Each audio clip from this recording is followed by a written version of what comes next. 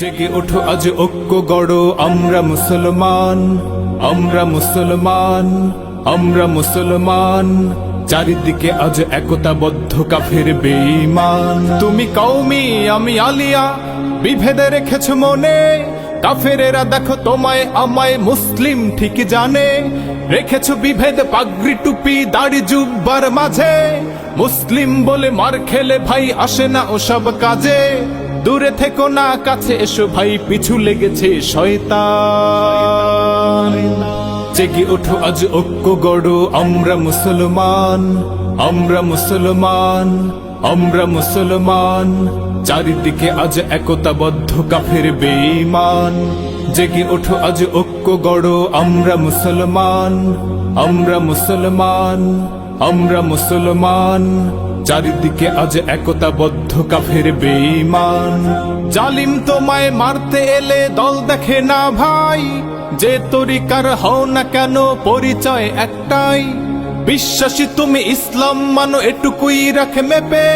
সুযোগ পেলে মুসলমানের টুটি ধরে ওরা চেপে।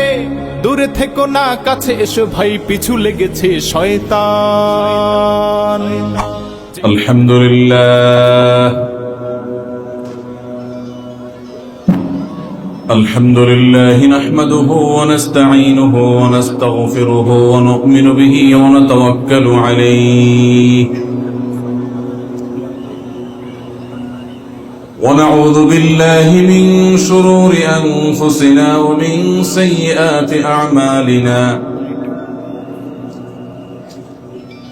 من يهده الله فلا مضل له ومن يضلل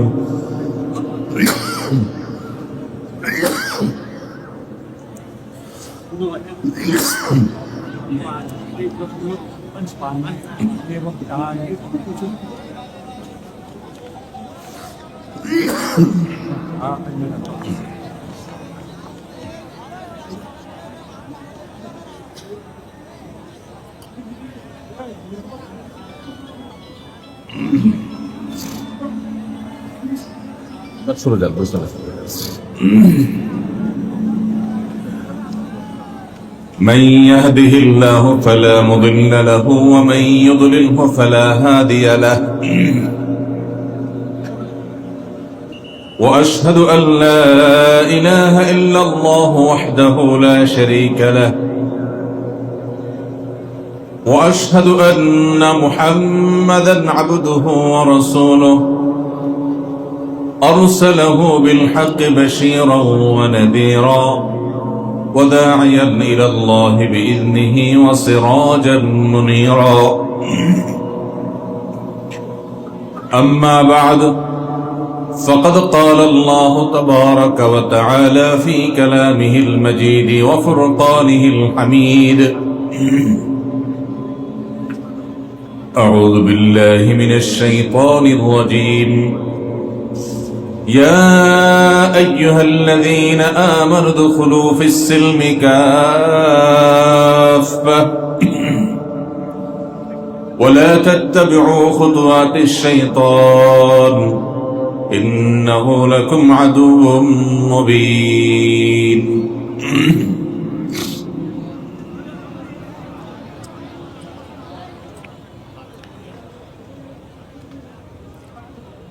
সীমান্তবর্তী জেলা সাতক্ষীরার শ্যামনগরের সুন্দরবনের কোল ঘেঁষে গড়ে ওঠা গ্রাম নওয়াবেকি মাধ্যমিক বিদ্যালয় ময়দানে আজকের এই ঐতিহাসিক ইসলামী সেমিনারের সম্মানিত সভাপতি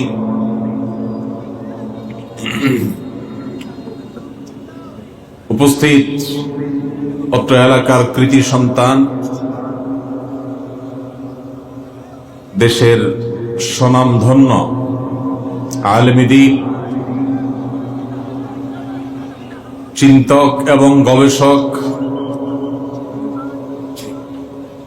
উস্তাজ ডক্টর আব্দুস সালাম আজাদী হাফিজাহুল্লাহ ওয়া রাআহ, যার নির্দেশে, যার মায়া এবং মমতায় সেই সুদূর ঢাকা থেকে আপনাদের গ্রাম পর্যন্ত আসা। তিনি শারীরিকভাবে কিছুটা অসুস্থ। আমরা আল্লাহ রাব্বুল আলামিনের কাছে উস্তাজ ডক্টর আব্দুল সালাম আজাদি হাফিজাহুল্লাহ শেফায়ে কামেলা আজেলা এটার জন্য দোয়া নিবেদন করছি, কামনা করছি আল্লাহ রাব্বুল আলামিন তাকে পরিপূর্ণ শেফায়ে কামেলা আজেলা দান করুন।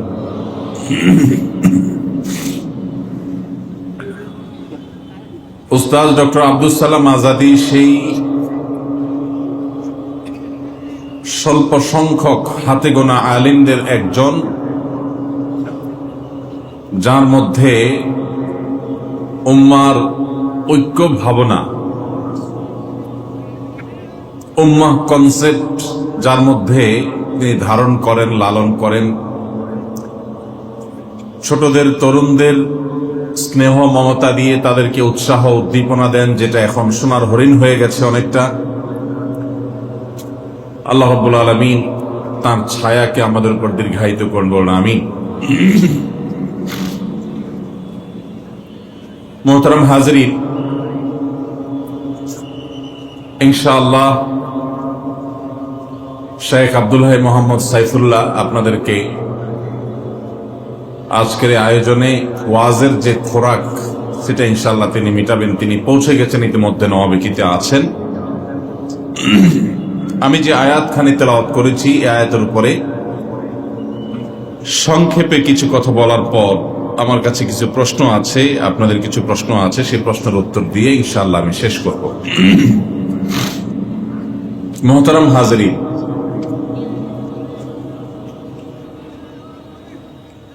এখনো ডানে বামে অনেক আওয়াজ শোনা যাচ্ছে।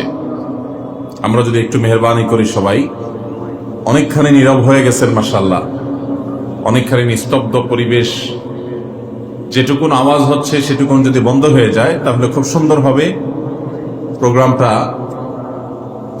প্রাণবন্ত হবে, উপকারী হবে ইনশাআল্লাহ। এই জন্য আমরা ডানে বামে যে আওয়াজ হচ্ছে আওয়াজগুলো যথাসম্ভব বন্ধ করে ফেলার চেষ্টা করি। মাশাআল্লাহ, এদিকে কথা না বললে ভালো হয় ভাই, ভলান্টিয়ার ভাইরা স্টেজের পাশে কথা না বললে ভালো হয়। জি, স্টেজের ডানে বামে পেছনে আপনারা ভলান্টিয়ার ভাইরা আওয়াজ করবেন না, আওয়াজ ছাড়া হাতের ইশারায় মুখের ইশারায় কাজ করেন।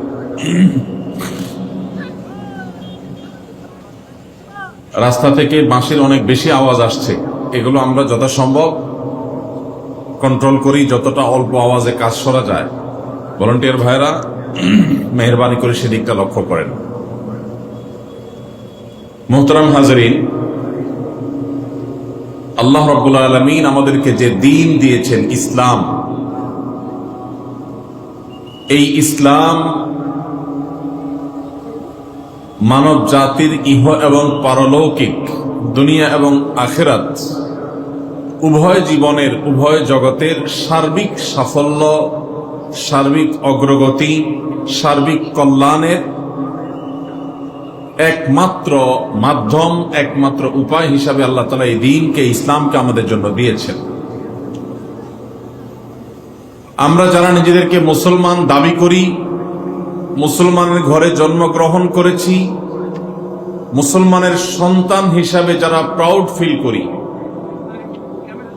তাদেরও অনেকেই আছেন যারা ইসলামের এই সর্বব্যাপী, ইসলামের এই সার্বিকতা, ইসলামের এই বিশালতা, সকল সেক্টরে, সকল জগতে ইসলামের যে বিচরণ রয়েছে, একজন মুসলিমকে ভালো মানুষ হতে, মানববাদী হতে, সমাজ সচেতন হতে, সামাজিক হতে, পরিবেশবাদী হতে,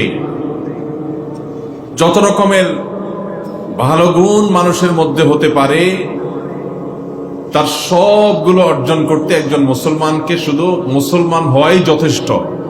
মুসলমান হয়ে তাকে তার জীবনের ভালো কোনো দিকের জন্য অন্য কারোর কোনো দরজায়, অন্য কারোর দুয়ারে তাকে কোনো প্রকার ধর্ণা দেওয়ার কোনো প্রয়োজন নাই। আমরা যারা বাংলাদেশে নিজেদেরকে মুসলমান হিসেবে আমরা দাবি করছি, আমরা বেশিরভাগ মানুষই ইসলামটাকে শুধুই ইবাদত সর্বস্ব দিন হিসেবে আমরা মনে করি। ইসলাম কি শুধুমাত্র ইবাদত বন্দেগীর মধ্যেই সীমাবদ্ধ, নাকি ইবাদত বন্দেগীর বাইরেও আরো ইসলামের কাজ কাম আছে? আছে না নাই? প্রিয় ভাইরা আমার, আমরা সাধারণত একজন ধার্মিক মানুষ যখন বলি, তখন একজন নামাজি, একজন রোজাদার, একজন দাড়ি টুপি বিশিষ্ট মানুষের অবয়ব আমাদের স্মৃতিপটে ভেসে ওঠে। সন্দেহ নেই এটা ধার্মিকতার অনেক বড় একটা দিক। কিন্তু ধার্মিকতা শুধুমাত্র এইসব ক্রিয়াকলাপের মধ্যে, এই সকল আমল এবং ইবাদতের মধ্যেই সীমাবদ্ধ নয়। আমরা যে দ্বীনের অনুসারী, এই দ্বীন হলো কমপ্লিট কোড অফ লাইফ, পরিপূর্ণ জীবন ব্যবস্থা। এখানে মানুষের ব্যক্তির আত্মিক উন্নয়নের কথা যেমন বলা আছে, এখানে ব্যক্তির চারিত্রিক উন্নতির কথা যেমন বলা আছে, ঠিক তেমনি ভাবে একটি সুন্দর পরিবার কিভাবে বেড়ে উঠবে, একটি সুন্দর সমাজ কিভাবে গঠিত হবে, একটি সুষম ইনসাফপূর্ণ রাষ্ট্র কিভাবে গঠিত হবে, একটি সুন্দর শান্তিময় পৃথিবী কিভাবে গড়ে উঠবে, তার পরিপূর্ণ রূপরেখা কোরআন এবং হাদিসে আছে না নাই? দুর্ভাগ্য আমাদের যে আমরা বেশিরভাগ মুসলমানরাই ইসলামটাকে শুধুমাত্র ইবাদতের মধ্যে সীমাবদ্ধ একটি জীবন বিধান, শরিয়ার বিধিবিধান সংশ্লিষ্ট বিষয় শুধুমাত্র মনে করে আমরা অনেকে বসে আছি। আল্লাহ সুবহানাহু ওয়া তাআলা কোরআনে হাকিমে আমাদেরকে লক্ষ্য করে বলছেন, ইয়া আইয়ুহাল্লাযীনা আমানু, হে ওই সকল মানুষেরা, তোমরা যারা ঈমান আনয়ন করেছো, নিজেদেরকে মুমিন দাবি করো, উদখুলু ফিস সিলমি কাফা, তোমরা ইসলামে প্রবেশ করো। কয় পাও প্রবেশ করতে বলা হয়েছে? এক কদম, দুই কদম? আল্লাহ বলেছেন উদখুলু ফিস সিলমি কাফা, পরিপূর্ণভাবে ইসলামে দাখিল হও, ইসলামে প্রবেশ হও পরিপূর্ণভাবে। এক পাও ইসলামে, এক পাও বাহিরে। নামাজটা আল্লাহর বিধান মতো, পরিবারে বাসা বাড়িতে গিয়ে নিজের খেয়াল খুশি মতো। নামাজটা আল্লাহর বিধান মতো, বাজারে দোকানদারি করার সময় নিজের লাভ এবং সুবিধা মতো। নামাজটা আল্লাহর বিধান মতো, আর আমার সমাজ ভাবনা, রাষ্ট্র ভাবনা, সেগুলো আমার নিজস্ব খেয়াল খুশি মতো, আমার নিজস্ব বাদ মতবাদ অনুযায়ী। এটা কি ইসলামে পরিপূর্ণ দাখিল হওয়া? আল্লাহ রাব্বুল আলামিন ইসলামের পূর্ণাঙ্গতা, ইসলামের বিশালতা, ইসলামের সর্বব্যাপিতা, ইসলামের এই যে বিশাল জগৎ, এই পরিপূর্ণ ইসলামের ধারণাকে আমাদের সবাইকে ধারণ করার তৌফিক দান করুন। প্রিয় ভাইরা আমার, আমরা যখন ইসলামের ব্যাপকতা নিয়ে কথা বলছি, ইসলাম ইবাদত প্রধান দিন হলেও শুধুই ইবাদত সর্বস্ব দিন বা ধর্ম নয়, এর বাইরেও ইসলামের যে বিশাল গণ্ডি আছে, এই গণ্ডি নিয়ে আমরা যখন আলাপ করছি, তখন আমাদেরই অনেক ভাই, আমাদেরই অনেক বোন আছেন যারা ইসলামের একেবারে বেসিক বিষয়গুলো, ইসলামের মৌলিক বিষয়গুলো পর্যন্ত তারা ধারণ করেন না, তারা বুঝেন না, তারা রপ্ত করেন না, অথচ তারাও কিন্তু আদমশুমারিতে মুসলমান, তারাও নিজেদেরকে মুসলমান মনে করছেন। ভাইরা আমার, একজন মানুষ যদি পরিপূর্ণভাবে ইসলামে দাখিল হতে হয়, তাকে যদি ইসলামে পরিপূর্ণভাবে প্রবেশ হতে হয়, তাহলে তার সর্বপ্রথম যে বিষয়টির প্রয়োজন, সেটি হলো তার ঈমানকে বিশুদ্ধ করতে হবে। শিরক, কুফর থেকে তার ঈমানকে পবিত্র করতে হবে। যেই ঈমানের সাথে শিরকের সংমিশ্রণ আছে, যেই ঈমানের সাথে কুফরের, নেফাকের সংমিশ্রণ আছে, যে ঈমানের পাশাপাশি কারোর মধ্যে আল্লাহর কোন আইন, আল্লাহর কোন বিধান, আল্লাহর কোন আদেশ, আল্লাহর কোন নিষেধ নিয়ে ন্যূনতম কোনো সংশয় সন্দেহ আছে, সেই ঈমান আল্লাহর খাতায় আল্লাহর হিসেবে ঈমান নয়। ঈমান হলো সেটি যেখানে আল্লাহর পরিপূর্ণ দ্বীনকে অন্তঃকরণে পরিপূর্ণভাবে জায়গা দেওয়া হয়, মেনে নেওয়া হয়। আল্লাহ রাব্বুল আলামিন আমাদের সবাইকে সেরকম খাঁটি মুমিন হওয়ার তৌফিক দান করুন। প্রিয় ভাইরা আমার, আমাদের এই প্রিয় মাটি মাতৃভূমিতে, আমাদের প্রিয় স্বদেশে বহু মুসলমান নামধারী পাবেন যারা নিজেদেরকে মুসলমান দাবি করেন, অথচ ঈমান যেভাবে পরিপূর্ণভাবে আল্লাহর প্রতি আনার কথা সেক্ষেত্রে তারা পরিপূর্ণ ঈমান আনেন নাই। হয়তো আল্লাহর প্রতি ঈমানও আনছেন, পাশাপাশি তারা তাদের সার্বিক উন্নতি, অগ্রগতি, বরকত, কল্যাণ এসব কিছুর জন্য কোন মৃত জীবিত মানুষকে তারা সেগুলোর জন্য ক্ষমতাধর, সেগুলোর জন্য পাওয়ার হোল্ড করেন, এরকম মানুষ মনে করেন। তাদের কাছে ধর্ণা দেন, তাদের কাছে যান, তাদের কবরে গিয়ে সন্তান, ব্যবসা বাণিজ্য, উন্নতি, অগ্রগতি, আর্থিক সচ্ছলতা, রাজনৈতিক উন্নতি এগুলো কামনা করেন বিভিন্ন মাজারে গিয়ে, বিভিন্ন মৃত ব্যক্তির কাছে অথবা জীবিত ব্যক্তির কাছে সে আধ্যাত্মিক ক্ষমতা আছে এরকম বিশ্বাস করেন। এই মানুষেরা তারা ঈমান আনয়ন করছেন নিজের অজান্তে, ঈমানের পাশাপাশি তারা শিরকেও লিপ্ত। যদি আমরা ইসলামে পরিপূর্ণভাবে দাখিল হতে হয় তাহলে সর্বপ্রথম আমাদের যে চ্যালেঞ্জ মোকাবিলা করতে হবে তা হলো ঈমানকে পিওর করতে হবে, খাঁটি করতে হবে সকল প্রকার শিরক থেকে, সকল প্রকার নিফাক থেকে, সকল প্রকার কুফরি থেকে, সকল প্রকার সন্দেহ সংশয় থেকে। আমাদের ঈমানকে যদি আমরা ঊর্ধ্বে তুলতে পারি তাহলে আমাদের ঈমানদার হিসেবে, মুসলমান হিসেবে খাতার নামটা প্রথমে উঠবে। আল্লাহ রাব্বুল আলামিন শিরকের অন্ধকারাচ্ছন্ন কুসংস্কার থেকে আমাদের সবাইকে পরিচ্ছন্ন এবং পবিত্র থাকার তৌফিক নসিব করো। ভাইরা আমার, যদি কোনো মুসলমান মনে করে এই যুগে এই সময় আল্লাহর এই বিধানটা চলে না, এটা অচল, এই যুগে এটা খাটে না, এর চাইতে উত্তম কোন বিধান, এর চাইতে উত্তম কোন আইডিওলজি, এর চাইতে উত্তম কোন জীবন দর্শন পৃথিবীতে আছে, এইরকম বিশ্বাস যদি কেউ করে তাহলে পৃথিবীর সমস্ত উলামা একরামের মতে তিনি আর মুসলমান থাকেন না, ইসলাম থেকে তিনি খারিজ হয়ে যান। আমাদের এই সমাজে অনেক মুসলমান আছেন যেসব মুসলমানরা এখনো মনে করেন যে আল্লাহর বিধিবিধান, কোরআনের আদেশ নিষেধ এই সবগুলো এখন এই সমাজে সচল না, সব চলে না, নাউজুবিল্লাহ। এরকম বিশ্বাস করলে ঈমান থাকবে ভাই? ঈমান থাকবে না। তাহলে পরিপূর্ণভাবে ইসলামে প্রবেশ করতে হলে সর্বপ্রথম হলো নিরঙ্কুশ বিধানদাতা হিসাবে, সকল কল্যাণের একমাত্র মালিক হিসাবে আল্লাহ রাব্বুল আলামিনকে মনে প্রাণে দৃঢ়ভাবে বিশ্বাস করতে হবে। সেই বিশ্বাসে যদি কোনো প্রকার সন্দেহ সংশয় ঢুকে যায় তাহলে সেটা কখনো ঈমান বলা হবে না। অনেক মানুষ আছেন নিজেকে মুসলমান দাবি করেন, ওয়াজ মাহফিলে আসেন, কিন্তু সংশয়ের কারণে তিনি ঈমান থেকে, ইসলাম থেকে ছিটকে পড়ে গেছেন, নিজেও জানেন না। তাহলে ভাইরা আমার, আমাদের ঈমানকে শিরক মিশ্রিত ঈমান করা যাবে না। ঈমানকে পিওর করতে হবে, খাঁটি করতে হবে, খালেস করতে হবে, আল্লাহর জন্য নিরঙ্কুশ করতে হবে। আমরা বিশ্বাস করি আমাদের আল্লাহ রাব্বুল আলামিনের যে গুণবাচক নাম আছে এই সব নামগুলো আল্লাহ রাব্বুল আলামিনের জন্যই একমাত্র খাস, তার জন্যই সীমাবদ্ধ। আল্লাহ ছাড়া এগুলো এইভাবে অন্য কারোর জন্য আর কখনো ফিট হতে পারে না।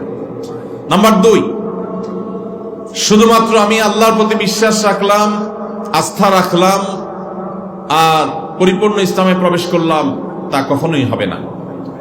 ইসলামের যে পঞ্চস্তম্ভ আছে সেই 5টি স্তম্ভের প্রথমটি হলো শাহাদাতু আল্লাহ ইলাহা ইল্লাল্লাহ ওয়া আন্না মুহাম্মাদুর রাসূলুল্লাহ। আল্লাহ ছাড়া সত্যিকারের কোন ইবাদতের উপযুক্ত কেউ নাই, আর মুহাম্মদ সাল্লাল্লাহু আলাইহি ওয়াসাল্লাম আল্লাহর রাসূল, এই কথার সাক্ষ্য দেওয়া, এটা ইসলামের একমাত্র খুঁটি না, এটা প্রধান খুঁটি, প্রথম খুঁটি। আরো 4টি খুঁটি কথা নবী সাল্লাল্লাহু আলাইহি ওয়াসাল্লাম বলেছেন হাদিসে জিবরিলে। এই সব খুঁটিগুলো যদি কেউ মনে প্রাণে ধারণ করেন তাহলে তিনি মুসলমান হওয়ার পথে আরো এক ধাপ এগিয়ে গেলেন।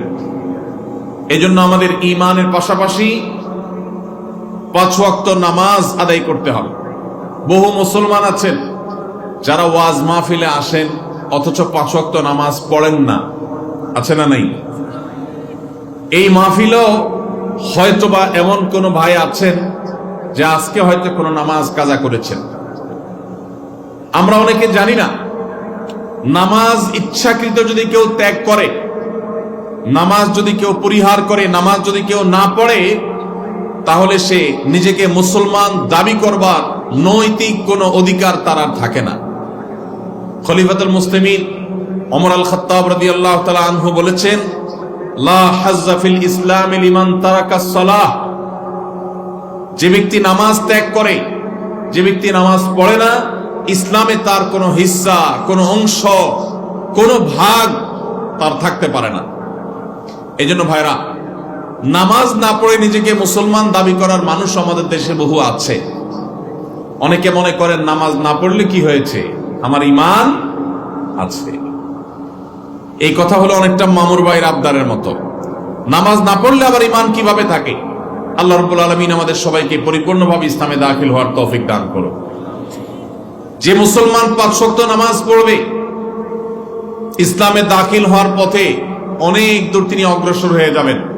5 ওয়াক্ত নামাজ পুরুষরা জামাতের সাথে, মা বোনরা বাসা বাড়িতে সময় হওয়ার পর সুন্দরভাবে ধীরস্থিরতার সাথে খুশুখুজুর সাথে যদি আদায় করেন, তাহলে তিনি খাঁটি মুসলমান। ওই যে আল্লাহ আহ্বান করেছেন, আল্লাহ আদেশ করেছেন, ইয়া আইয়ুহাল্লাযীনা আমানু দুখুলু ফিস সিলমি কাফা, পরিপূর্ণভাবে ইসলামে দাখিল হও। ইসলামে পরিপূর্ণ প্রবেশ হওয়া করার, ইসলামে পরিপূর্ণভাবে দাখিল হওয়ার ক্ষেত্রে তিনি অনেক বড় একটা ধাপ এগিয়ে গেলেন। ভাইরা আমার, যার নামাজ যত সুন্দর হবে আল্লাহর কাছে তিনি তত ভালো মুসলমান, আর যার নামাজে যত ভেজাল হবে আল্লাহর কাছে তিনি তত ত্রুটিপূর্ণ মুসলমান। নবী সাল্লাল্লাহু আলাইহি ওয়াসাল্লাম বলেছেন, আউয়ালু মা ইউহাসাবু বিহিল আবদু ইয়াউমাল কিয়ামাতি আস-সালাহ। কিয়ামতের দিন সর্বপ্রথম হিসাব নেওয়া হবে কিসের ভাই? নামাজের। ইবাদতের মধ্যে নামাজের হিসাব নেওয়া হবে সবকিছুর আগে। আর বান্দাদের পারস্পরিক হক এবং অধিকারের মধ্যে সবকিছুর আগে হিসাব নেওয়া হবে মানুষ হত্যা। আমাদের দেশে সামান্য একটু রাজনৈতিক স্বার্থের খাতিরে, সামান্য একটু ক্ষমতা থাকার প্রয়োজনে, একটু টাকা পয়সার লোভে, সামান্য একটু রেষারেষির কারণে মানুষ মানুষকে খুন করতে দ্বিধা করে না। আমরা দেখেছি নিজেদেরকে মুসলমান দাবি করে, তাহাজ্জুদ গুজার দাবি করেও অসংখ্য অগণিত মানুষকে অবলীলায় খুন করেছে। কিয়ামতের ময়দানে মানুষের অধিকারের মধ্যে অর্থকড়ির বিচার, লেনদেন সংক্রান্ত যে বিচার, অর্থ আত্মসাতের বিচার, এই সবগুলোর আগে আল্লাহ রাব্বুল আলামিন প্রথম বিচার করবেন হলো খুনের বিচার। দুনিয়াতে যে খুনের শিকার হবে, তার পরিবার যদি দুনিয়াতে বিচার নাও পায়, খুনির ক্ষমতার কারণে যদি নিহত ব্যক্তির পরিবাররা অসহায় থাকে, কিয়ামতের ময়দানে এই খুনির বিচার আল্লাহ রাব্বুল আলামিন অবশ্যই করবেন। সেজন্য একজন ইমানদার, তার আসলে হারাবার কিছু নাই, ইমানদারের লস হওয়ার কিছু নেই। আমরা যখন আল্লাহ রাব্বুল আলামিনের কাছে ভালো মুসলমান হওয়ার দৌড়ে এগিয়ে যেতে চাইব, তখন আমাদের ঈমানকে খাঁটি করা, আল্লাহর সঙ্গে কাউকে শরীক করা, কোন পীর, কোন ব্যক্তি, কোন মতবাদ, কোন ইজম, কোন বড় নেতা, কোন আদর্শিক ব্যক্তি, কাউকে আল্লাহ রাব্বুল আলামিনের সমকক্ষ মনে করা, আল্লাহর নাউজুবিল্লাহ বিধানের বিকল্প মনে করা, অথবা কল্যাণ ও কল্যাণের মালিক মনে করা, দুনিয়া এবং আখিরাত তার কাছে আছে এবং তার কাছে সেগুলোর ক্ষমতা, সুপ্ত শক্তি আছে মনে করা, এই সবগুলো ঈমানের সাথে অসঙ্গতিপূর্ণ বিষয়। আমাদের ঈমানকে যদি আমরা খাঁটি করতে পারি, নামাজকে যদি আমরা 5 ওয়াক্ত ঠিকঠাক মতো সুন্দর মতো আদায় করতে পারি, তাহলে ইসলামে পরিপূর্ণভাবে প্রবেশ হওয়ার ক্ষেত্রে আমরা আরো এক ধাপ এগিয়ে গেলাম। আল্লাহ আমাদের সবার নামাজগুলোকে সুন্দর করার তৌফিক দান করুন। যেই মুসলমান নামাজের ব্যাপারে যত সিরিয়াস, যেই মুসলমানের নামাজ যত সুন্দর, তিনি আল্লাহর কাছে তত বড় মুত্তাকি, তত বড় পরহেজগার, তত নেককার, তত ভালো মুসলমান। আজ আমাদের নামাজ ত্রুটিপূর্ণ হওয়ার কারণে এই নামাজ আমাদের মধ্যে সে এফেক্ট, সে প্রভাব ফেলছে না। আল্লাহ বলেছেন, ইন্নাস সালাতা তানহা আনিল ফাহশাই ওয়াল মুনকার, নিশ্চয় নামাজ মানুষকে অশ্লীলতা, অন্যায়, অপরাধ এই সমস্ত ক্রিয়াকলাপ থেকে বিরত রাখে। আমরা দেখি আমাদের সমাজে মানুষ নামাজও পড়ে আবার 2 নম্বর কাজও করে, নামাজে পড়ে আবার মিথ্যা কথাও বলে, নামাজও পড়ে আবার আরেকজনের জমির আইলও ঠেলে। আছে না নাই? এই প্রকার নামাজীদের নামাজ ত্রুটিপূর্ণ হচ্ছে, তার এই ক্রিয়াকর্ম প্রমাণ করছে সে যথাযথভাবে নামাজ আদায় করছে না। যে ব্যক্তি সঠিকভাবে নামাজ আদায় করবে, আল্লাহ রাব্বুল আলামিনের স্মরণ যার নামাজে থাকবে, আল্লাহ বলেছেন আকিমিস সালাতা লিযিকরি, আমার স্মরণ করার জন্য, আমার শরণার্থে নামাজ আদায় করো। সেই নামাজ যদি কারোর মধ্যে থাকে তো সেই নামাজ তাকে অবশ্যই অশ্লীল, মন্দ এবং খারাপ ক্রিয়াকর্ম থেকে বিরত রাখবে। আল্লাহ রাব্বুল আলামিন আমাদের সবাইকে সেরকম জীবন্ত প্রভাবশালী নামাজ আদায়কারী নামাজি হওয়ার তৌফিক দান করুন। ভাইরা আমার, পরিপূর্ণভাবে ইসলামে দাখিল হওয়ার ক্ষেত্রে আমাদের তৃতীয় ধাপে যে কাজ করতে হবে সেটি হলো সকল প্রকার বান্দার হক আমাদেরকে আদায় করতে হবে। আল্লাহ রাব্বুল আলামিন আমাদেরকে তার যে আদেশ নিষেধগুলো আমাদেরকে মেনে চলতে বলেছেন, এর মধ্যে বেশ কিছু বিষয় আল্লাহ রেখেছেন যেগুলো মানবাধিকার সংশ্লিষ্ট, মানুষের অধিকার সংশ্লিষ্ট। শুধু মানুষ নয়, অন্যান্য প্রাণীকুল, অন্যান্য সৃষ্টি, এমনকি পোকামাকড়, এমনকি বৃক্ষ, তরুলতা, এই সবগুলোর অধিকার আল্লাহ তাআলা আমাদের উপর রেখেছেন। আমাদের কর্তব্য আছে নিজের প্রতি, নিজের পরিবারের সদস্যদের প্রতি, মুসলমানদের প্রতি, প্রতিবেশীদের প্রতি, এমনকি অমুসলমানদের প্রতি, মানুষ তো বটে, এমনকি পশু পাখির প্রতি, কীট পতঙ্গের প্রতি, এমনকি নিষ্প্রাণ আল্লাহর যেসব সৃষ্টি আছে সেগুলোর প্রতি, সবকিছুর প্রতি আমাদের দায়বদ্ধতা আছে, আমাদের জবাবদিহিতা আছে। আপনি নামাজ ভালো পড়লেন, মুসলমান হিসেবে আপনি ভালো হওয়ার চেষ্টা করলেন, ইমানটাকেও খাঁটি করলেন, কিন্তু আপনি মানুষের অধিকার নষ্ট করলেন, মানুষের হক নষ্ট করলেন, মানুষকে কষ্ট দিলেন, মানুষ প্রতি জুলুম করলেন, মানুষের হক মেরে খাইলেন, মানুষের টাকা মেরে দিলেন। আপনি ব্যবসা করতে গিয়ে 2 নম্বরই কাজ করলেন, ক্রেতা হয়ে যখন গিয়েছেন তখনও আপনি খারাপ কাজ করেছেন। আপনি কখনো আল্লাহর খাতায় ভালো মুসলমান হতে পারবেন না। ভাইরা আমার, পরিপূর্ণভাবে ইসলামে দাখিল হওয়ার জন্য শুধুমাত্র 5 ওয়াক্ত নামাজ পড়লেই চলবে? নামাজ পড়ার পাশাপাশি আমাদেরকে ভালো মানুষ হতে হবে। কোন মানুষের কোন অধিকার নষ্ট করা যাবে না। আল্লাহ রাব্বুল আলামিন আমাদেরকে সেই কর্তব্য আদায় করতে বারবার সতর্ক করেছেন। প্রিয় নবী সাল্লাল্লাহু আলাইহি সাল্লাম বলেছেন, ইন্নালি জাসাদিকা আলাইকা হাক্কা, অন্য মানুষ তো বটেই, এমনকি তোমার নিজের শরীরের, তোমার নিজের দেহেরও তোমার কাছে অধিকার আছে, পাওনা আছে, দেহের প্রতিও কর্তব্য আছে। কোন কারণ ছাড়া তুমি তোমার নিজেকেও যদি কষ্ট দাও, নিজের প্রতিও যদি জুলুম করো, তাহলে তার জন্য আল্লাহর কাছে জবাবদিহি করতে হবে। কেন ইসলাম আত্মহত্যাকে হারাম করেছে? এর একটি কারণ এই, আল্লাহ তাআলা আপনাকে যে জীবন দিয়েছেন, এই জীবনকে রক্ষা করা আপনার জন্য ফরজ। এই জীবনকে নষ্ট করার অধিকার আল্লাহ আপনাকে দেন নাই। যারা বলে আমার শরীর, আমার দেহ, আমি যা ইচ্ছা তা করব, তারা কখনো ইমানদার হতে পারে না। এটা ইমানদারের স্লোগান হতে পারে না। ইমানদার বিশ্বাস করে, ইন্না সলাতি ওয়া নুসুকি ওয়া মাহইয়ায়া ওয়া মামাতি লিল্লাহি রাব্বিল আলামিন, নিশ্চয় আমার সালাত, আমার কুরবানি, আমার জীবন, আমার মরণ, সব কিছু আমি নিবেদন করব কার উদ্দেশ্যে? একমাত্র আল্লাহ রাব্বুল আলামিনের উদ্দেশ্যে। আমার জীবন আল্লাহর দেওয়া, আল্লাহর নির্দেশে এটা পরিচালিত হবে। অতএব আল্লাহ নিষেধ করেছেন, ওয়ালা তুলকু বিআইদিকুম ইলা তাহলুকা, তোমরা নিজেদেরকে ধ্বংসের দিকে ঠেলে দিও না। আমাদের অনেক যুবক ভাইরা আছেন, তারা কোনো পেরেশানিতে পড়লে, কখনো ডিপ্রেশন দেখা দিলে, দুশ্চিন্তা হলে, পরীক্ষাটা খারাপ হলে, অনেক ভাইরা আছেন ব্যবসায় কোন রকম দুঃসংবাদ আসলে, কোন রকম লস দেখা দিলে, ধার দেনা হয়ে গেলে মনে হয় যে দেয়ালে পিঠ ঠেকে গেছে, মানুষের সামনে কিভাবে মুখ দেখাবো, কিভাবে আমি ঘুরে দাঁড়াবো, তখন তারা অনেক সময় আত্মহত্যার পথে পা বাড়ায়। নবী করিম সাল্লাল্লাহু আলাইহি সাল্লাম পরিষ্কারভাবে জানিয়েছেন, যেই ব্যক্তি নিজেকে আত্মহত্যা করবে কোনো উপায়ে, কিয়ামতের দিন আল্লাহ রাব্বুল আলামিন তাকে সেই উপায়ে শাস্তি দিতে থাকবেন। এবং এই আত্মহত্যা করাকে ইসলাম হারাম করেছে। কারণ অন্য মানুষ তো বটেই, আপনি নিজের অধিকার নিজে নষ্ট করবেন, নিজের শরীরকে কষ্ট দিবেন, নিজের জীবনকে আপনি ধ্বংস করবেন, আত্মহত্যার পথে পা বাড়াবেন। আত্মহত্যা করে দুনিয়ার কষ্ট এবং গ্লানি থেকে আপনি বাঁচতে চাইছেন, অথচ আত্মহত্যা করে কিয়ামতের ময়দানে আরো বেশি গ্লানি, আরো বড় আযাব আপনার জন্য অপেক্ষা করছে। আল্লাহ তাআলা আমাদের সবাইকে আল্লাহর সমস্ত আদেশ নিষেধগুলোকে মেনে চলার তৌফিক দান করুন।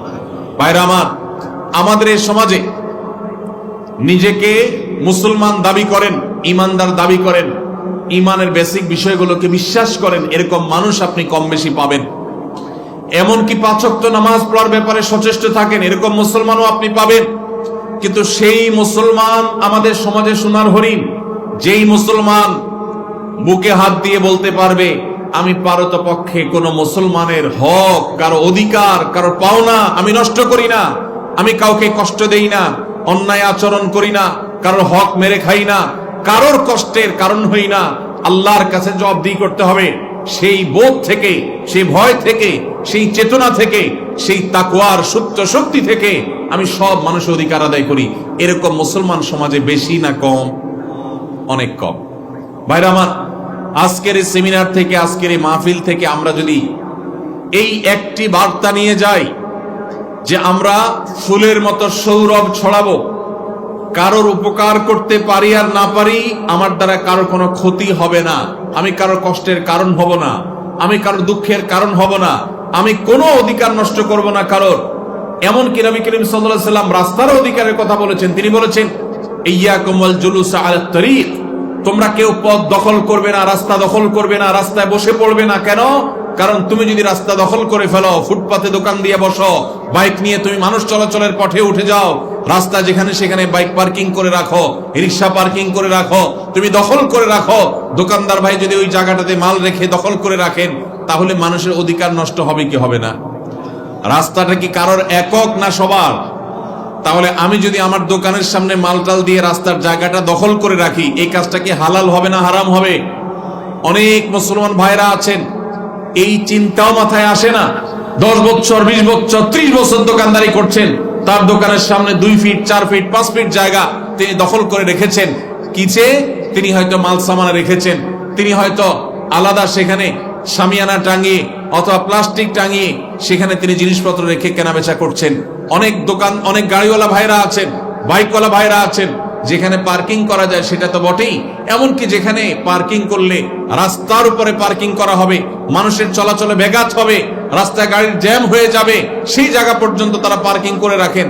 এই সেন্সই আমাদের মধ্যে নাই যে আমরা গুনাহ করছি, আমরা নাজায়েজ কাজ করছি, আমরা যারা পথে চলাচল করবে তাদের অধিকার নষ্ট করছি, এই সেন্স পর্যন্ত নাই। এমনকি আমাদের দেশে অনেক মসজিদ আছে, যেই মসজিদের সিঁড়ি মসজিদের সীমানা পার হয়ে রাস্তা পর্যন্ত চলে গেছে, আছে না নাই? অনেক মসজিদ আছে, বিশেষ করে শহরে দেখা যায়, ঢাকা শহরে, যে মসজিদের সীমানা এটা পার হয়ে রাস্তায় 2 ধাপ 3 ধাপ সিঁড়ি চলে গেছে। অনেক বাড়িওয়ালা আছে ঢাকা শহরে, এমনকি গ্রামেও, যারা নিজেদের বাড়িতে উঠার জন্য স্লোপ করে দিয়েছেন, গাড়ি বাইক তোলার জন্য রাস্তার 1 বিঘত 2 বিঘত 1 ফিট 2 ফিট জায়গা দখল করে ফেলেছেন। এটা কি হালাল না হারাম? হারাম। ভাইরা আমার, আমরা যদি শুধুমাত্র মানুষের অধিকার সম্পর্কে সচেতন হই, আমাদের সমাজটা জান্নাত হয়ে যাবে ইনশাআল্লাহ। আমাদের সমাজে আজ নামাজি মুসলমান পাওয়া যায়, কিন্তু আমরা যেভাবে পারি অন্যের হক নষ্ট করি। আমরা অনেকে মনে করি হক নষ্ট করা মানে শুধুমাত্র টাকা মেরে খাওয়া, আমরা অনেকে মনে করি হক নষ্ট করা মানে কারোর জমি মেরে খাওয়া। ভাইরা আমার, হক মারার যে কত সহস্র পথ আছে আমরা সেটা অনেকেই জানি না। এই যে আমি রাস্তা দখলের কথা বললাম, আমরা অনেকেই আছি যে আমাদের নিজের অজান্তে বহু মানুষের হক আমরা নষ্ট করছি। প্রতিবেশীকে কোনো প্রকার কষ্ট না দেওয়া, এটা আমাদের উপরে কর্তব্য। নবী সাল্লাল্লাহু আলাইহি ওয়াসাল্লাম বলেছেন, লা ইউমিনু মান লা ইয়ামানু জারুহু বাওয়াইকাহ, যে ব্যক্তির ক্ষয়ক্ষতি থেকে তার প্রতিবেশী নিরাপদে থাকে না, সে মুমিন হতে পারে না। এখন আপনি আপনার বাসায় ওয়াজ শুনতেছেন হাই ভলিউমে, আপনি সাউন্ড বক্স ফুল দিয়া অথবা মোবাইলে একেবারে ফুল ভলিউম দিয়ে ওয়াজ শুনতেছেন, এত জোরে ওয়াজ শুনতেছেন যে আপনার পাশের বাসার যিনি আছেন, পাশের বাড়িতে যিনি আছেন, আপনার পাশের ঘরে যিনি আছেন, এই আওয়াজে তার ডিস্টার্ব হচ্ছে। তাহলে আপনার এই ওয়াজ শোনার কারণে সওয়াব হবে নাকি গুনাহ হবে? এমনকি এই যে ওয়াজ মাহফিলের মাইক, এই মাইক অনেক দূর দূরান্ত পর্যন্ত নাই। আজকের এই মাহফিল, আজকের এই সেমিনার একটা আদর্শ প্রোগ্রাম, দিনী প্রোগ্রাম, কিন্তু অনেক মাহফিলে দেশে হয় মাইলকে মাইল পর্যন্ত মাইক লাগিয়ে গভীর রাত পর্যন্ত মানুষকে অতিষ্ঠ করা হয়, কষ্ট দেওয়া হয়। এর মাধ্যমে সওয়াব হয় না গুনাহ হয় আমরা অনেকে জানি না। ভাইরা আমার, এইভাবে আমরা অনেকে নিজেদের অজান্তে অনেক মানুষ অধিকার নষ্ট করছে। একজন ইমানদার তার প্রতিটি নড়াচড়ায়, তার প্রতিটি উঠা বসায়, তার প্রতিটি কথাবার্তায় তিনি দায়িত্বশীল আচরণ করবেন। আমাদের প্রিয় নবী সাল্লাল্লাহু আলাইহি সাল্লামের মসজিদে নববীতে একবার একজন ব্যক্তি, এক সাহাবী, তিনি কোরআনের তেলাওয়াত করছিলেন একটু উচ্চ স্বরে। নবীজি সাল্লাল্লাহু আলাইহি সাল্লাম তখন তাকে বললেন, তুমি কোরআন তেলাওয়াত করে যে আল্লাহকে শোনাতে চাচ্ছ সেই আল্লাহ তাআলা বধির না, তিনি আস্তে পড়লেও শুনেন, তুমি কেন জোরে পড়ছো? আরেকজনের ডিস্টার্ব হচ্ছে। আমরা অনেকে চিৎকার চেঁচামেচি করি, জোরে জোরে কথা বলি, প্রয়োজন ছাড়া আমাদের আশপাশে মানুষকে অতিষ্ঠ করি। এই কাজগুলোর মাধ্যমে আমরা মানুষের অধিকার নষ্ট করি। ভাইরা আমার, এইখানেও আমি জানি অনেক মানুষ আছেন যারা তার বাবা মারা গেছেন, মা মারা গেছেন, বাবা মায়ের সম্পদে ভাই বোনদের সবার যতটুকু অধিকার আছে পাই পাই করে হিসেব করে দেন নাই। এরকম অনেক লোক এখানে আছেন না নাই? ভাইরা আমার, আপনি নামাজ পড়তে পড়তে কপালে দাগ ফেলে দিয়েছেন, আপনার দাড়িটা লম্বা হইতে হইতে সাদা হয়ে গেছে, কিন্তু আপনার বাবার সম্পদে আপনার বোনের যে হক আছে সেটা আপনি দেন নাই। আপনি কি ভালো মুসলমান হইতে পারবেন? দুনিয়াতে হয়তো আপনার বোন কিচ্ছু বলবে না, চক্ষু লজ্জার খাতিরে, সামাজিকতার ভয়ে। মনে রাখবেন, কিয়ামতের ময়দানে আপনার ঈমান আমল নিয়ে, আপনার ওয়াজ মাহফিল শোনা নিয়ে, আপনার তাসবিহ তেলাওয়াত নিয়ে যখন জান্নাতে যাওয়ার জন্য প্রস্তুতি নেবেন, তখন আপনার ওই বোন হাজির হয়ে আল্লাহকে বলবে, আল্লাহ, জীবনে আমার বাবার সম্পদে আমার প্রাপ্য অধিকার আমার এই ভাই বুঝায় দেয় নাই, গড়িমসি করেছে, ছল ছাতুরি করেছে, বলতে পারি নাই, আজ আমি তার বিচার চাই। এই বিচারের দিনে যদি মুক্তি পাইতে চান, তাহলে সবাই সবার বোনের অধিকার, ভাইয়ের অধিকার, প্রতিবেশীর অধিকার সব পাই পাই করে বুঝে দিতে হবে। আল্লাহ আমাদের সবাইকে তৌফিক দান করুন। ভাইরা আমার, একজন মুসলমান তাকে এমন ভাবে চলতে হবে যে আল মুসলিমান সালিম আল মুসলিমুনা মিন লিসানি ওয়া ইয়াদি, তার হাত এবং মুখ দ্বারা সবাই নিরাপদে থাকবে। পরিপূর্ণভাবে ইসলামে প্রবেশ করতে হলে শুধু নামাজ, রোজা, হজ, যাকাত আদায় করলেই হবে না। এগুলো ইসলামের স্তম্ভ, ইসলামের প্রধান প্রধান কাজ, সন্দেহ নেই। কিন্তু আমাদেরকে মানুষ হতে হবে, উপকারী মানুষ, এমন মানুষ হতে হবে এলাকার সবাই সাক্ষ্য দিবে যে তার মতো মানুষ হয় না, কারোর ক্ষতি কোনোদিন করে নাই, পারতপক্ষে কারোর একটা টাকা মেরে খাই নাই, কারোর সাথে চিটারি করে নাই, ছল ছাতুরি করে নাই, বাহানা করে নাই, প্রতারণা করে নাই, দুই নাম্বারি করে নাই, কারোর হক মেরে খায় নাই, কাউকে গালি দেয় নাই, কারোর সাথে ঝগড়া করে নাই, কারোর কোনো কষ্টের কারণ হয় নাই। এই রকম সার্টিফিকেট আপনার সমাজ থেকে যদি আপনি আদায় করতে পারেন, মানুষ যদি আপনাকে সেটা বলার মতো জীবন গঠন করতে পারেন, তাহলে আপনি হলেন সেই মুসলমান যেই মুসলমানের জন্য আল্লাহ জান্নাতুল ফেরদাউসকে তৈরি করেছেন, যেই মুসলমানের জন্য সব সুসংবাদ কোরআনে রয়েছে।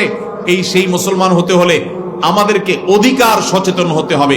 আল্লাহ আমাদের সবাইকে মানুষের অধিকার সম্পর্কে সচেতন হওয়ার তৌফিক দান করুন। ভাইরা আমার, আমি আবারও বলি, আমাদের এই সমাজে মানুষের অধিকার সম্পর্কে সচেতন মানুষ আপনি খুব বেশি দেখতে পাবেন। আমাদের জন্য আজকে এটা লজ্জার কারণ যা আজ আমাদেরকে মানবাধিকার শিখতে হয় অমুসলিমদের কাছ থেকে। আমরা মুসলমান, মুহাম্মদ সাল্লাল্লাহু আলাইহি সাল্লামের সন্তান। মুহাম্মদ সাল্লাল্লাহু আলাইহি সাল্লাম পৃথিবীকে যখন মানবাধিকার শিখিয়েছেন, আজকের মানবাধিকারের ধ্বজাধারীরা, আজকের মানবাধিকারের স্লোগানধারীদের জন্ম তখন হয় নাই। 1450 বছর আগে নবী করিম সাল্লাল্লাহু আলাইহি সাল্লাম আমাদেরকে এমন জীবন গঠন করতে শিখিয়েছেন যে এক ব্যক্তিকে তিনি দেখেছেন পিপিলিকা পিঁপড়াকে আগুনে পুড়িয়ে হত্যা করছেন। নবীজি বলেছেন, এই পিপিলিকা যদি তোমার কষ্টের কারণ হয়, সে যদি তোমাকে উপদ্রব করে, তাকে যদি নিধন করতেই হয়, তাহলে তুমি তাকে পিষে মেরে ফেলো। তুমি আগুন জ্বালিয়ে ছটপট করে তাকে মারবা, তাকে নির্মম ভাবে হত্যা করবা। পৈশাচিক আনন্দ কোন প্রাণীকে হত্যা করতে গিয়ে তুমি করতে পারো না। তোমাকে কোন প্রাণী কষ্ট দেয়, তুমি তাকে মেরে ফেলতে পারো, সে অধিকার আল্লাহ তোমাকে দিয়েছেন। কিন্তু হত্যা করতে গিয়ে অতিরিক্ত কষ্ট দেওয়ার সুযোগ বা অধিকার তোমাকে দেওয়া হয় নাই। প্রিয় ভাইরা আমার, কত নিজের অজান্তে মানুষ তো মানুষ, কত প্রাণী আমাদের বিরুদ্ধে বাদী হয়ে আছে কিয়ামতের ময়দানে। যারা দাঁড়াবে তাদের অধিকার আমরা নষ্ট করেছি। আপনারা প্রসিদ্ধ হাদিস শুনেছেন নবী সাল্লাল্লাহু আলাইহি সাল্লামের, যে একজন নারী সারা জীবন ইবাদত বন্দেগী করেছেন, শুধুমাত্র একটি বিড়ালকে বেঁধে রেখেছেন, খাবার দেন নাই সময় মতো, মারা গেছে। সেই নারী সারা জীবনের ইবাদত বন্দেগী করা সত্ত্বেও ওই একটি বিড়ালকে কষ্ট দেওয়ার কারণে তার ঠিকানা জান্নাতে হয়েছে না জাহান্নামে? জাহান্নামে। তাহলে আমরা যদি কোনো মানুষের ক্ষতির কারণ হই, কোনো মানুষের কষ্টের কারণ হই, দোকানদার ভাই যদি কাস্টমারকে ঠকায়, জান্নাত ঠিকানা হবে না জাহান্নাম ঠিকানা হবে? জমির আইলটা যদি ঠেলেন, কারোর সবজিটা যদি চুরি করে নিয়ে আসেন, কারোর ঘেরের মাছ যদি চুরি করে নিয়ে আসেন, ঠিকানা কি জান্নাত হবে না জাহান্নাম? আল্লাহ আমাদের সবাইকে ভালো মানুষ হওয়ার তৌফিক দান করুন। আমরা যতক্ষণ পর্যন্ত ভালো মানুষ না হব, ততক্ষণ পর্যন্ত পরিপূর্ণ ইসলামে দাখিল হওয়া সম্ভব না। আল্লাহ এটাই বলেছেন, ইয়া আইয়ুহাল্লাযীনা আমানু দুখুলু ফিস সিলমি কাফা, হে ঈমানদারেরা, তোমরা ইসলামে পরিপূর্ণভাবে প্রবেশ করো, সম্পূর্ণরূপে প্রবেশ করো। তুমি ওয়াজ শোনার বেলায় মুসলমান, ক্ষেত খামারে গিয়ে আর মুসলমান থাকলা না, ওখানে তুমি কাঁচা মেরে কাজ করছো, রান দেখা যাচ্ছে, ফরজ তরক হচ্ছে, তাহলে ওয়াজ মাহফিলে আসার সময় তো মাশাআল্লাহ রানটা ঢেকে সুন্দর জামা কাপড় পরে আসলা, ওখানে কাজের সময় গেলে তো আল্লাহর ফরজ বিধানটা লঙ্ঘন করলা, তাহলে কাজের বেলায় তুমি মুসলমান থাকলা না। ছাত্র ভাইয়েরা, ওয়াজ মাহফিলে মাথায় টুপি দিয়ে ওয়াজ শুনতে আসছেন মাশাআল্লাহ, স্কুলে কলেজে গিয়ে কোন মেয়ে যাচ্ছে, দু চার বন্ধু মিলে তাকে টিজ করলেন, উত্ত্যক্ত করলেন, তাকে নিয়ে নোংরা কথা বললেন, তাকে নিয়ে বাজে কথা বললেন, বাজে জল্পনা কল্পনা করলেন, অথচ সেই আপনি ওয়াজ মাহফিলে মাথায় টুপি দিয়ে আসলেন। তাহলে ওয়াজ মাহফিলে আপনি মুসলমান থাকলেন, কিন্তু আপনার শিক্ষা প্রতিষ্ঠানে রাস্তাঘাটে গিয়ে আপনার মুসলমান থাকলেন না। এই ইসলাম আপনাকে জান্নাত পর্যন্ত নিবে না। 2 নাম্বার ইসলাম আল্লাহ গ্রহণ করবেন না। এই জন্যই আল্লাহ বলেছেন, উদখুলু ফিস সিলমি কাফা, পরিপূর্ণভাবে ইসলামে দাখিল হও। যে মানুষ তার গুনাহ এবং পাপের কাজ করতে গিয়ে আল্লাহর কথা স্মরণ হবে, আল্লাহর কথা মনে পড়বে, আল্লাহর আদেশ নিষেধের কথা মনে হবে এবং সে সেখানে থেমে যাবে, সেই মানুষই হলো প্রকৃত মুসলমান, সেই হলো খাঁটি মুসলমান। ভেজাল মুসলমানে আমাদের সমাজ ভরে গেছে, আমাদের দেশ ভরে গেছে, দুনিয়া ভরে গেছে। যতদিন আমরা খাঁটি মুসলমান না হব, ততদিন পর্যন্ত আল্লাহর খাতায় পরিপূর্ণ মুসলমান হতে পারবো না। এজন্য ভাই, মানুষের অধিকারের ব্যাপারে আমরা সচেতন থাকবো তো ইনশাআল্লাহ। কাউকে কষ্ট দেব না, কারোর কষ্টের কারণ হব না, কারোর হক মেরে খাবো না, কারোর সাথে মিথ্যা কথা বলবো না, কারোর সাথে প্রতারণা করব না, কারোর কোনো প্রকার ক্ষয়ক্ষতি করব না। এই প্রতিজ্ঞা যদি আপনি আজকে করে যেতে পারেন এবং এটা যদি আপনি ধরে রাখতে পারেন, তাহলে আপনার জীবন সফল, আপনার জীবন সাকসেস, আপনার জীবন সবচেয়ে বেশি আল্লাহ তাআলার কাছে কামিয়াবি বলে বিবেচিত হবে।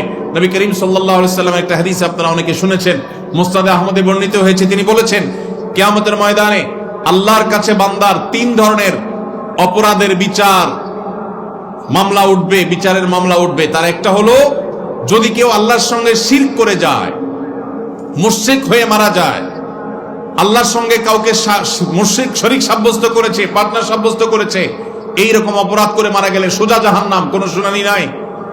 আর যদি কেউ আল্লাহর কোনো হক নষ্ট করে, নামাজ পড়েছে, একটু ভেজাল ছিল, ত্রুটি ছিল, রোজা রেখেছে, কিন্তু কখনো ঝামেলা হয়েছে, সঠিকভাবে রাখে নাই, আল্লাহ তাআলা চাইলে তাকে শাস্তি দিবেন, চাইলে তাকে মাফ করবেন।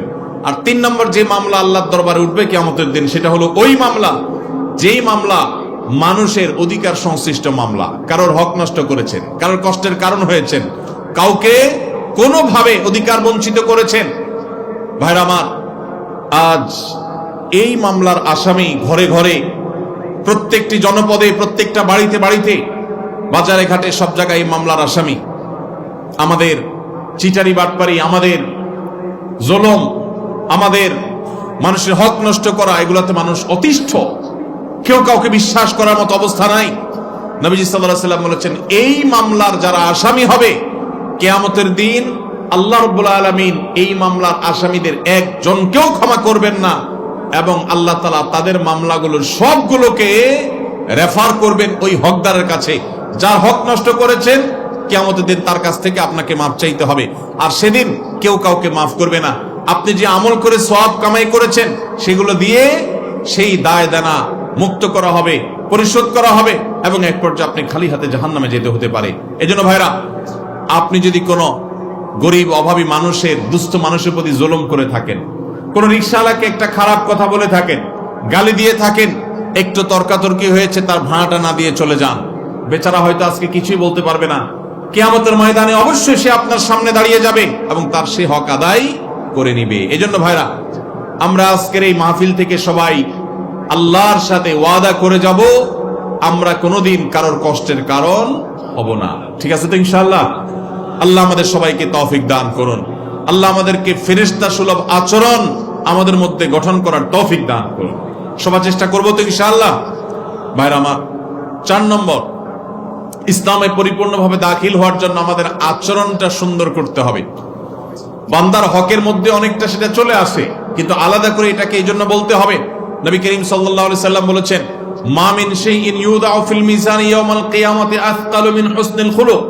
কিয়ামতের ময়দানে যত আমল নেক আমলের পাল্লায় রাখা হবে, আপনি সুবহানাল্লাহ বলেছেন, আলহামদুলিল্লাহ বলেছেন, আল্লাহু আকবার বলেছেন, তাসবিহ তাহলিল করেছেন, জিকির আজকার করেছেন, কোরআন তেলাওয়াত করেছেন, কোরআন তেলাওয়াত শুনেছেন, ওয়াজ মাহফিলে গিয়েছেন, আপনি নফল নামাজ পড়েছেন, নফল রোজা রেখেছেন, নফল দান সাদাকা করেছেন, যত প্রকার আমল আপনি করেন, এর মধ্যে কিয়ামতের ময়দানে সবচেয়ে ওয়েটফুল আমল হবে, সবচেয়ে ভারী আমল হবে আপনার সুন্দর আচরণ। অনেক মানুষ আছেন, নামাজটা অনেক সুন্দর, অনেক আলেম আছেন, ওয়াজ করে অনেক ভালো, কিন্তু তার মাদ্রাসায় স্টাফদের সাথে, হুজুরদের সাথে, সহকর্মীদের সাথে, বাবুর্চিদের সাথে, অন্য লোকদের সাথে আচরণটা খারাপ করে। আছে না নাই? অনেক মানুষ আছেন হাজী সাহেব, কিন্তু হাজী সাহেবের মুখ দিয়ে এক একটা বাইর হয় 5 মণ ওজনের। আছে না নাই? অনেক মানুষ আছেন অন্য দিক থেকে তার ত্রুটি নাই, কিন্তু সে বদমেজাজ, মাথা যখন গরম হয় কাউকে চিনে না, কি মুখ দিয়ে আসে না আসে কিচ্ছু বলতে পারে না। আছে না নাই এ রোগের রোগী? আমাদের এখানে আছে না নাই এ রোগের রোগী?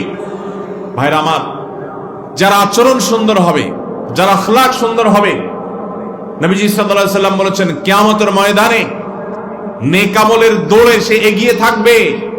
অনেকে নফল নামাজ, নফল রোজা, নফল দান সাদকা, তাসবিহ তাহলিল নিয়েও সেই দৌড়ে আগাইতে পারবে না। শুধুমাত্র যে ব্যক্তি কারোর সাথে আচরণ খারাপ করবে না, নিজের আখলাকটা ভালো করবে, অহংকার করবে না, বিনয়ী হবে, গর্ব করবে না, দম্ভ দেখাবে না, বিনয়ী হবে, মাটি হয়ে থাকবে, যে ব্যক্তি মানুষের সাথে গালমন্দ করবে না, মানুষের সাথে দুর্ব্যবহার করবে না, মানুষকে অপমান অপদস্থ করবে না, কারো ভুল হলে সুন্দরভাবে শুধরাবে, এই উত্তম আচরণের দুর্ভিক্ষ চলছে। এটার ভয়াবহ দুর্ভিক্ষ চলছে, এর বড় আকাল চলছে, বড় অভাব চলছে আমাদের সমাজে। আখলাক ভালো, আচরণ ভালো, সেই মুসলমান আপনি খুব বেশি পাবেন না। দাঁড়িয়েলা মুসলমান পাবেন, বোরকা পরেন সেরকম বোন পাবেন, কিন্তু সেই বোন স্বামীর সাথে, শ্বশুরের সাথে, সন্তানদের সাথে, যারদের সাথে, অন্যান্য প্রতিবেশীদের সাথে আচরণ করতে গিয়ে নিজের মুসলমানিত্ব ভুলে যান। মুসলমান কখনো রূঢ় আচরণকারী হতে পারে না। নবী করিম সাল্লাল্লাহু আলাইহি সাল্লাম জান্নাতি লোকদের মার্কা বলেছেন, জাহান্নামী লোকদের আলামত বলেছেন। তিনি বলেছেন, জান্নাতি লোকদের মার্কা হলো প্রত্যেক সেই লোক, যে লোকটা বিনয়ী থাকে, যে লোকটা নিরহংকার থাকে, যে লোকটা নিরীহ থাকে, আর যে খুব দম্ভ করে, উতুল্লিন জাওয়াজিন মুস্তাকবির, যে ব্যক্তি গোয়ার কিসিমের হয়, সবাইকে দমায়া রাখে, কাউকে সাইড দেয় না, অহংকার করে, তার দাপটের চোটে কেউ টিকতে পারে না। নবী করিম সাল্লাল্লাহু আলাইহি সাল্লামের হাদিস বলছে এটা জাহান্নামী হওয়ার লক্ষণ। আল্লাহ তাআলা আমাদের সবাইকে এই দুরাচরণ থেকেও বেঁচে থাকার তৌফিক দান করুন। ভাইরা আমার, পরিপূর্ণভাবে মুসলমান হইতে রাজি আছে তো ইনশাআল্লাহ? তাহলে আমাদের আখলাক, আচরণটা সুন্দর করতে হবে। আজ থেকে আমরা প্রতিজ্ঞা করে যাব, আমরা কারোর সাথে আচরণ খারাপ করব না। নিজের ঘরের বউয়ের সাথে যদি আচরণ খারাপ করেন, বাহিরে যত নামাজ কালাম পড়েন, যত হুজুর সাজেন, যত মাহফিল শুনেন, 2 পয়সার কোনো লাভ নাই।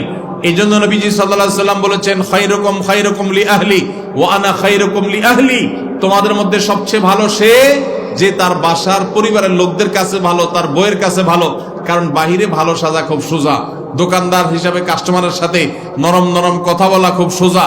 আপনার আসল রূপ, আসল চেহারা, আসল ব্যবহার দুনিয়ার আর কেউ জানুক আর না জানুক, আপনার বউ, আপনার মা, আপনার বোন, বাসার লোকজন তারা ঠিকই জানে।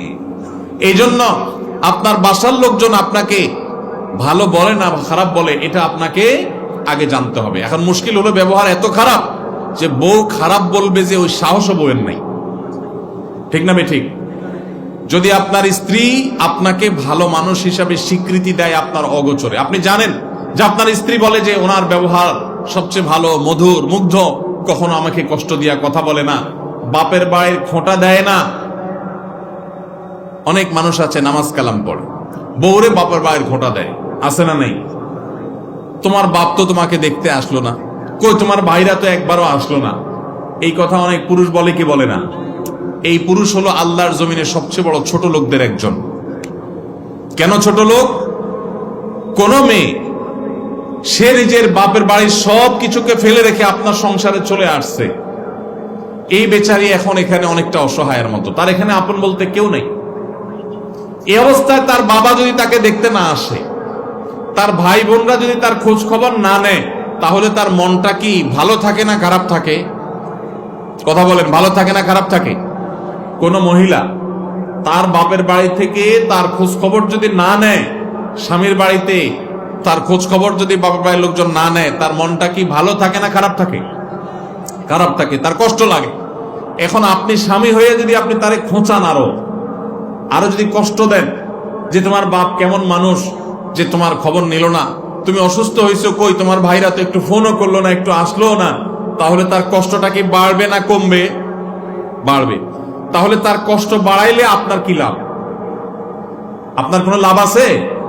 বরং আপনি ভালো মুসলমান হলে আপনি বলবেন তোমার আব্বা হয়তো ব্যস্ত, সেজন্য আসতে পারে নাই, তোমার ভাই হয়তো কোনো কারণে ভুলে গেছে, অথবা তারা তোমার খবর না নিলে কি হয়েছে, আমি তো আছি, আমি তো তোমার পাশে আছি, তোমাকে দেখবো। এটা হলো মুসলমানের আচরণ, এটা হলো মুসলমানের। আর ওই যে খোঁচা দিয়া কথা বলা, ওইটা হলো অমুসলিমের আচরণ, সেটা কোনো মুসলমানের আচরণ হতে পারে না। ভাইরা আমার, এরকম শত শত উদাহরণ দিয়ে বোঝানো যাবে, বলা যাবে আমরা কতভাবে মানুষের হক নষ্ট করি, খবরও নাই। এই যে খোঁচাখুচিগুলি করছি, গ্রামে অনেক মহিলা আছেন কোনো কারণ ছাড়া আরেক মহিলাকে খোঁচা, বৌমা তোমার বাপ এখনো আসে নাই, তোমার বাবার বাড়ি থেকে কিচ্ছু দেয় নাই, এমনিতেই কিছু দেয় নাই বা খবর নেই নাই, এমনি তার মনটা খারাপ। আরো যখন এই কথা বলবে, সেই মনটা তো আরো খারাপ হবে।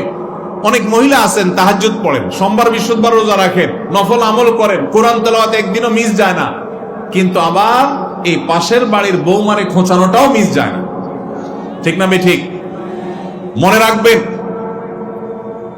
আপনার ইসলাম সৌন্দর্য হবে, আপনি ভালো মুসলমান হবেন যদি আপনার আচরণটা সুন্দর হয়। আমাদের লজ্জা হয়, আমাদের কষ্ট হয় যখন দেখি অমুসলিম প্রধান দেশগুলোতে মানুষ অন্যকে এভাবে কষ্ট দিয়ে কথা বলে না, রেসপেক্ট করে কথা বলে। আপনি তো সেই ইসলামের অনুসারী যে ইসলাম বলেছে তাবাসসুমুকা আলা ওয়াজহি আখিকা সাদাকাহ, তুমি তোমার ভাইয়ের মুখে হাসি মুখে কথা বললে কারোর সাথে, তোমার আমলনামাতে দান করার সওয়াব তোমার অ্যাকাউন্টে আল্লাহ তাআলা জমা দিবেন। যদি তুমি হাসি মুখে কথা বলো, সেখানে আপনি রূঢ় আচরণ করে যদি কথা বলেন, তাহলে আপনার আমলনামার কি অবস্থা হবে, কি দশা হবে?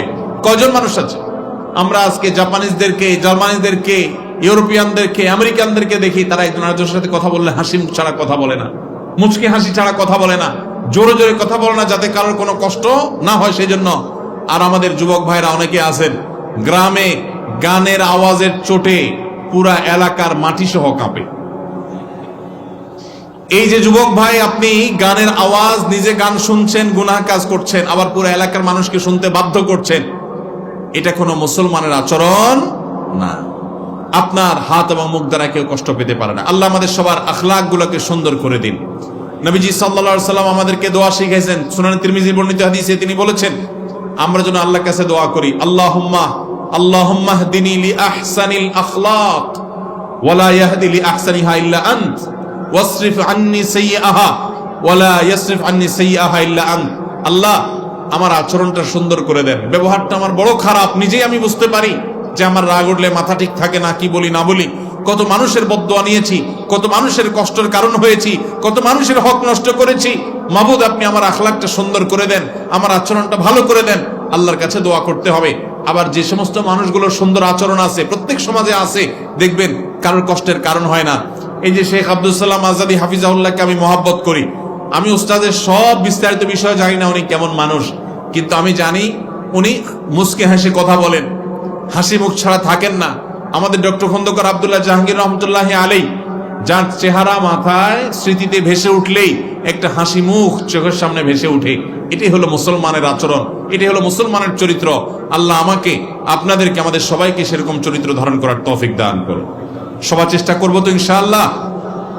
আমি আবারও বলি ভাই, বারবার বলি, এই দেশে নামাজি কালামি মুসলমান যাও আছে, সুন্দর আচরণওয়ালা মুসলমান তার ধারে কাছেও নাই। আমরা এই দুর্ভিক্ষ, এই অভাব দূর করার জন্য আমরা প্রত্যেকে ভালো মানুষ হব, চেষ্টা করবো তো ইনশাআল্লাহ।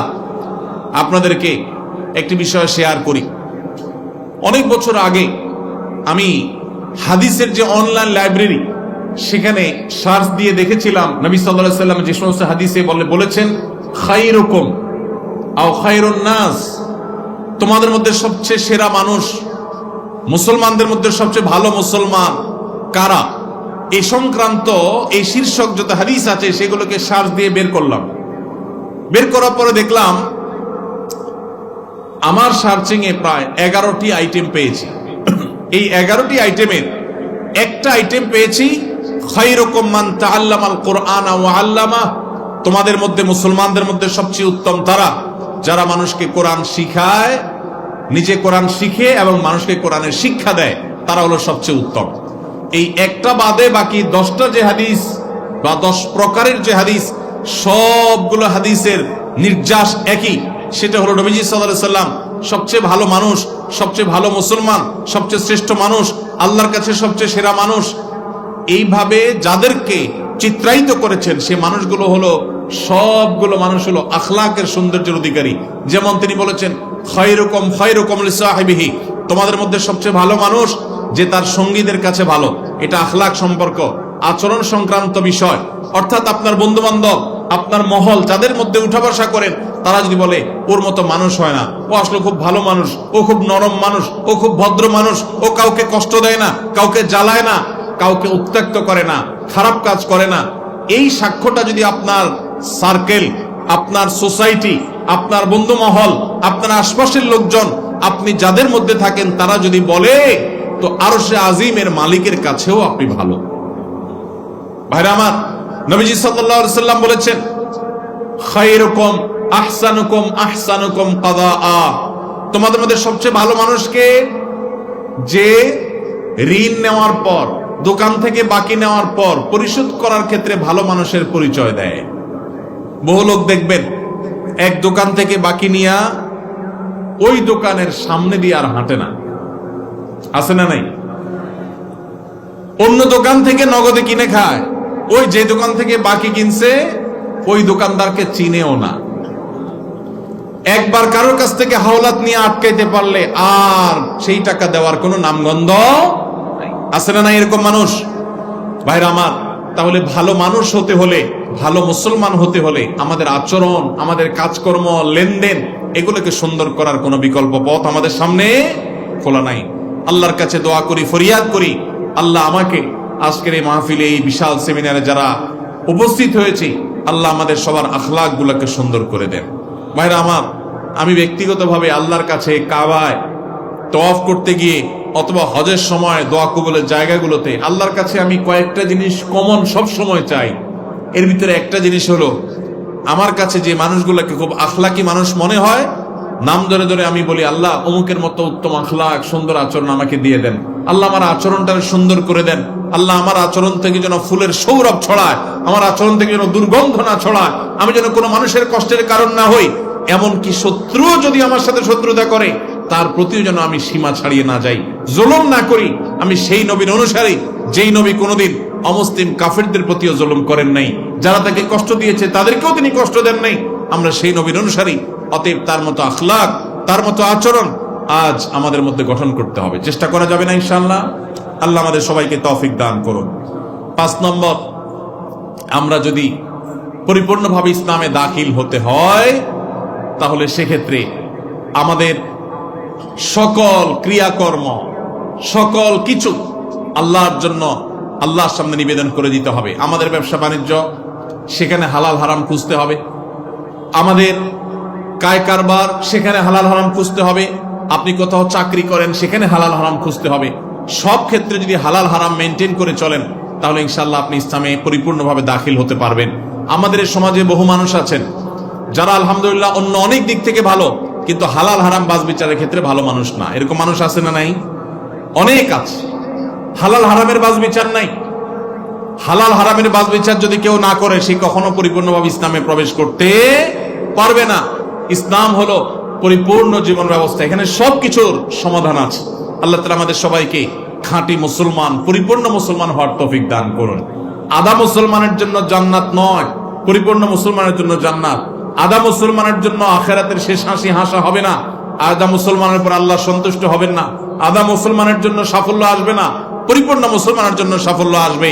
এই যে 5টি পয়েন্টের কথা আমি বললাম, এই 5টি পয়েন্টের অভাব অনেক হুজুরের মধ্যে আছে, অনেক আলেমের মধ্যে আছে, অনেক ইমাম সাহেবের মধ্যে আছে, অনেক মাদ্রাসার শিক্ষকের মধ্যেও আছে।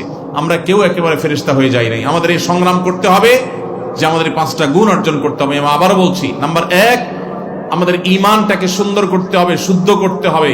ঈমানে কোনো ভেজাল রাখা চলবে না। শিরক এবং কুফর থেকে, নেফাক থেকে ঈমানকে পাক রাখতে হবে।